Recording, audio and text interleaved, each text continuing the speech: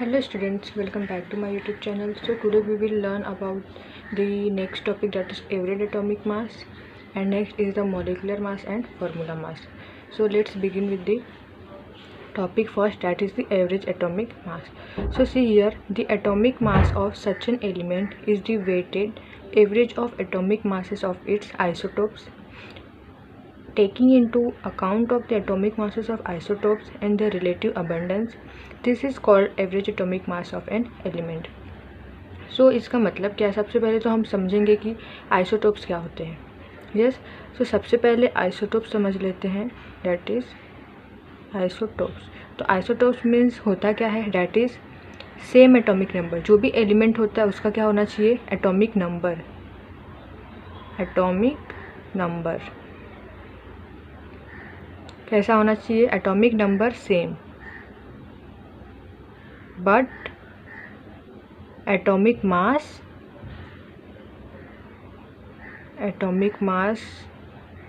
will be different.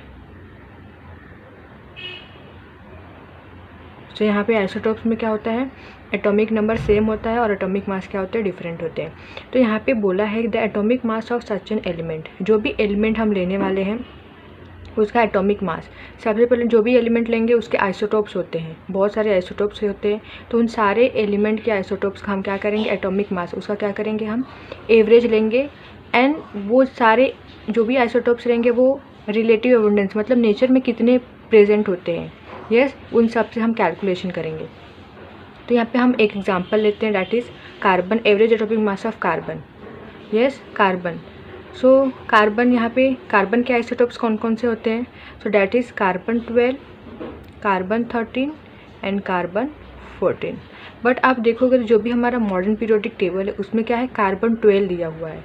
क्यों दिया है? क्योंकि यहाँ पर जो भी आइसोटोप्स होते हैं, कार्बन 12, कार्बन 13, कार्बन 14, ये सब का एवरेज निकाल के हमें जो भी रिज़ल्ट मिला, ये जो भी रिज़ल्ट मिलता है हमें average atomic mass of carbon का, वही पीरियोडिक टेबल में दिया गया है. यस, तो यहाँ पे देखिए हम कैलकुलेट कर लेते हैं. सो आइसोटोप्स कैसे निकालेंगे, इसका एवरेज कैसे निकालेंगे? तो फर्स्ट इज़ कार्बन 12. यस, तो सबसे पहले हम कार्बन 12, यहाँ पे देखिए कार्बन का जो भी एटॉमिक नंबर होता है वो क्या होता है? 6 होता है. यस, बट यहाँ पर एटॉमिक मास देखिए डिफरेंट है ना, 12 है, 13 है, 14 है. So this are the different, इसको हम आइसोटोप्स बोलते हैं. तो कार्बन का आइसोटोप्स कितना है? 12. तो यहाँ पे हम लिखेंगे 12. देन कार्बन 12 नेचर में कितने प्रेजेंट होते हैं? रिलेटिव अबंडेंस कितना है उसका? That is 98.892. डिवाइड करेंगे इसे किससे? That is 100. Yes, then plus carbon 13. So carbon 13 हम ब्रैकेट में लिखते हैं ऐसे. देन कार्बन 13 नेचर में कितना प्रेजेंट होता है? That is 1.108 divide by 100. Then next isotopes हमारा कार्बन 14. यस, तो कार्बन 14 ब्रैकेट में कार्बन 14 कितने प्रेजेंट होते हैं? रिलेटिव अबंडेंस होता है उसका, डैट इज़ 2 × 10⁻⁻10. इसको भी हम क्या करेंगे? Divide by 100. तो ये सारा कैलकुलेशन करने के बाद हमें आंसर क्या मिलता है? That is 12.011 U, that is unified mass. So हमें एवरेज एटॉमिक मास क्या मिला कार्बन का? That is 12. यस, तो कार्बन 12 जो हमारा पीरियोडिक टेबल है उसमें क्या दे के रखा है एटॉमिक मास कार्बन का? That is 12.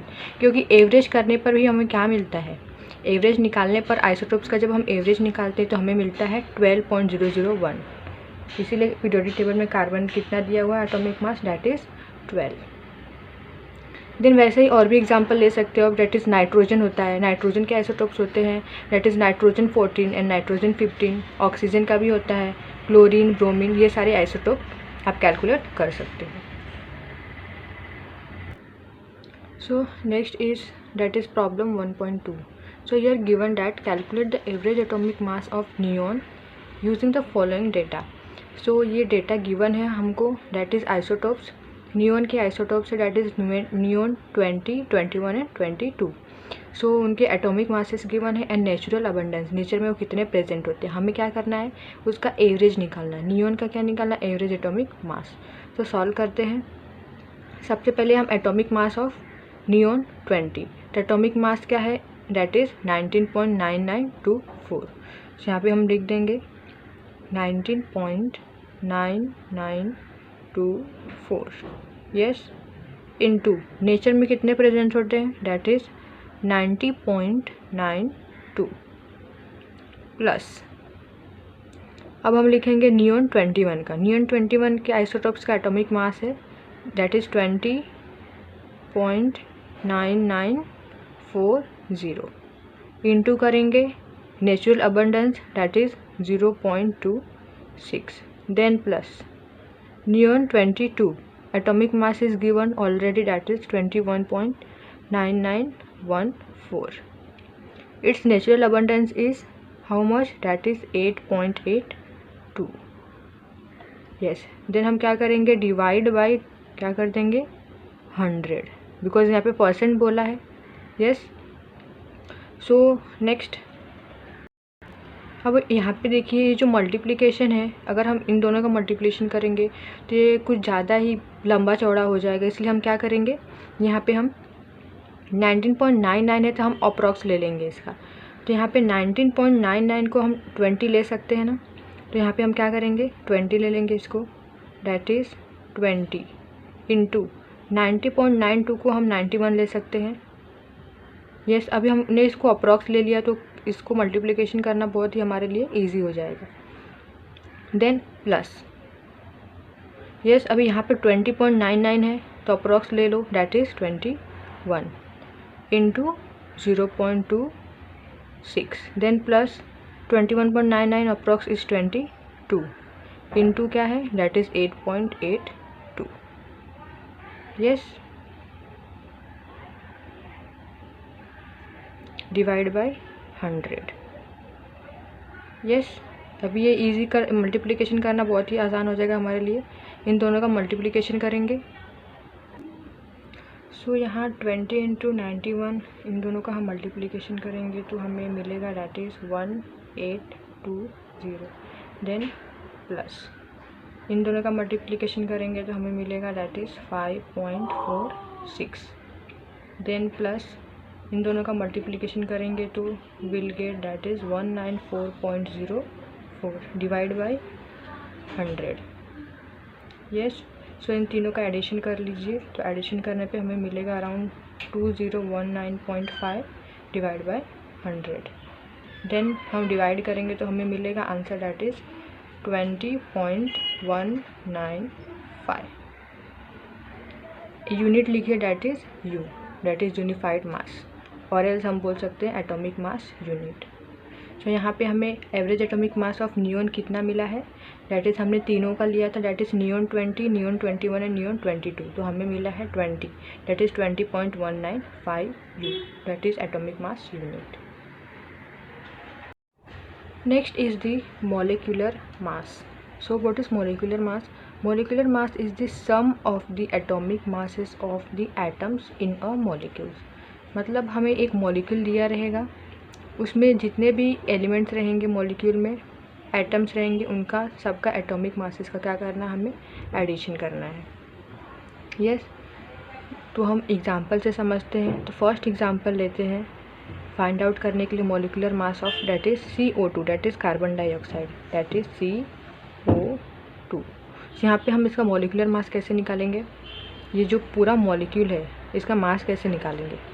यहाँ पे कार्बन का एक एलिमेंट है, यस। तो एक एलिमेंट है तो हम यहाँ पे 1 इंटू कार्बन का एटॉमिक मास क्या होता है, that is 12, then plus oxygen के कितने एटम्स हैं, सॉरी यहाँ पे कार्बन के एटम्स होते हैं, ये टोटल क्या है हमारा मॉलिक्यूल है एक, यस, कंपाउंड है। यहाँ पे कार्बन का एक एटम है इसलिए मैंने यहाँ पे 1 लिखा है, इंटू कार्बन का एटॉमिक मास क्या होता है, that is 12, then plus oxygen के 2 एटम्स हैं तो यहाँ पे हम करेंगे 2 इंटू ऑक्सीजन का एटॉमिक मास क्या होता है, दैट इज़ 16। तो यहाँ पे क्या आ जाएगा 1 इंटू 12 दैट इज़ 12 प्लस 16 2 = 32, इसको ऐड करेंगे तो हमें क्या मिलेगा 45।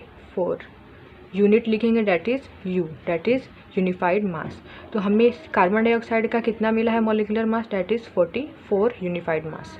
देन सेकेंड एग्जाम्पल लेते हैं हम, डैट इज़ H2O। जहाँ पे हाइड्रोजन के कितने आइटम्स है, डैट इज़ 2। तो 2 into atomic mass of hydrogen is 1, then plus oxygen का एक ही आइटम है, सो यहाँ पे ऑक्सीजन का एटोमिक मास क्या होता है, डैट इज़ 16। यहाँ पे क्या आ जाएगा, 2 + 16 is equal to 18। So what is the overall atomic mass of H2O molecular mass, that is 18 U। Then let's take the another example, that is third example, that is chlorobenzene, that is C6H5Cl, chlorobenzene। So here 6 atom of carbon is given, so यहाँ पे क्या हो जाएगा, 6 into carbon का atomic mass, that is 12, then plus 5 atom of hydrogen, so 5 into hydrogen का atomic मास 1 होता है, तो 5 into 1 is 5, then plus chlorine atomic mass is 35.5, then 12 6 are 72 plus 5 plus 35.5, addition कीजिए, एडिशन करने पे हमें मिलेगा 112.5, unit is you.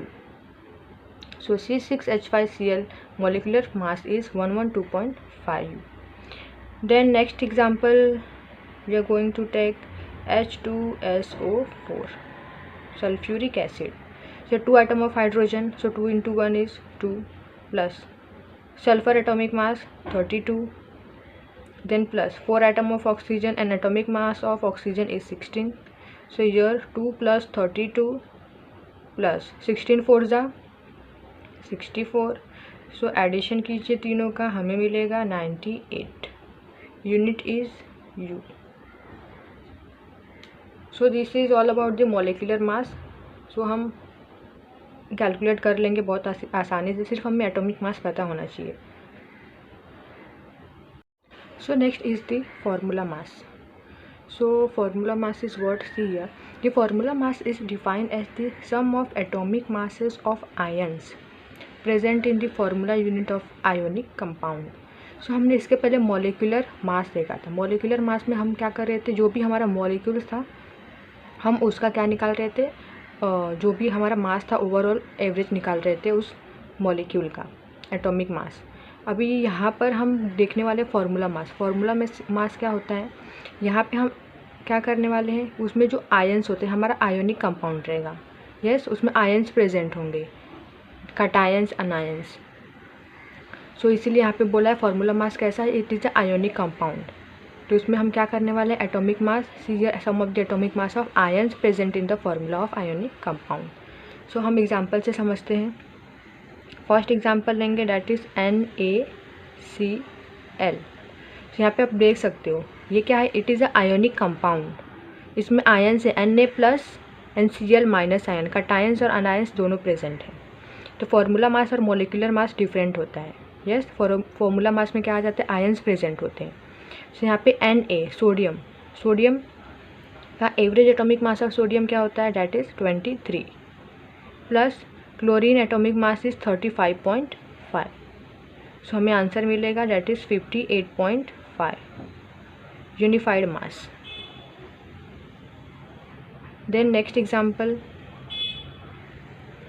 we are taking, that is CuNO3 of twice। yes, so यहाँ पे कॉपर का एटॉमिक मास होता है डैट इज़ 63.5, प्लस यहाँ पे 2 मॉलिक्यूल्स ऑफ NO3 दिया हुआ है। yes, तो सबसे पहले हम NO3 of 2 कैलकुलेट कर लेते हैं, या फिर हम ऐसे भी लिख सकते हैं, 2 यहाँ पर लिखिए। Then nitrogen atomic mass is 14, then plus 3 atom of oxygen is given। so यहाँ पे हम लिख सकते हैं that is 3 into atomic mass of oxygen is 16। yes, then 63.5 plus 14 2 जा 28 plus 3 2 जा 6 plus 16 2 जा 32। देन हम क्या करेंगे, सबका एडिशन। सेकेंड एग्जांपल लेते हैं हम, that is CuNO3 of twice. Yes, so either copper atomic mass is that is 63.5, then plus here 2 molecules of NO3 is given, so यहाँ पे हम बाहर 2 लिख देंगे, then bracket nitrogen atomic mass is 14, then plus oxygen atom is 3, so 3 into oxygen atomic mass is 16, close the bracket, then 63.5 plus 2, first solve this bracket, 14 plus 16 3 are 48, then write down again plus 2, 14 plus 48 is how much, that is 62. Yes, now multiply 62 into 2, how much, we will get 124, then add both the terms, we will get around 187.5. Yes, so this is the formula mass. So I hope that video आपको समझ में आई हो, जो भी हमने आज पढ़ा, that is average atomic mass कैसे कैलकुलेट करते हैं, then molecular mass and formula mass.